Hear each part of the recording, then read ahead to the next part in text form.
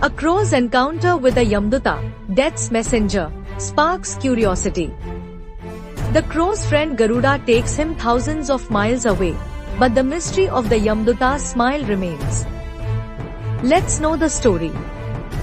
This story is from the Mahabharata and Bhagavad Gita, and is also mentioned in various folk tales. A crow befriended Garuda, and they spent a lot of time together. One day, while they were sitting on a tree branch near a river, a Yamduta passed by, smiling at the crow. This happened again the next day, and the crow grew concerned, thinking his death was near.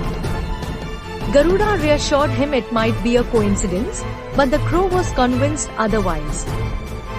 He asked Garuda to take him far away, fearing his death was imminent. The crow was convinced his death was near, and Garuda, too, was concerned. Garuda decided to take the crow to a distant place, Mount Kailash, to escape the Yamduta. However, as they reached the cave, the Yamduta was already there, and he cast his noose, taking the crow's life. Garuda was shocked and asked the Yamduta why he had killed the crow. The Yamduta replied that it was the crow's destined time to die. Garuda further asked why the Yamduta had smiled at the crow in the forest if he was going to kill him anyway.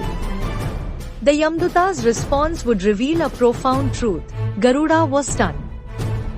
He asked the Yamduta, "Why did you kill him?" The Yamduta replied, "His death was destined to occur at this time and place." Garuda asked further, "Why did you smile at him in the forest? If you were going to kill him anyway, why not do it there?" The Yamduta explained, "I smiled because I was amazed that he would reach Mount Kailash from the forest in such a short time, given his limited flying capabilities.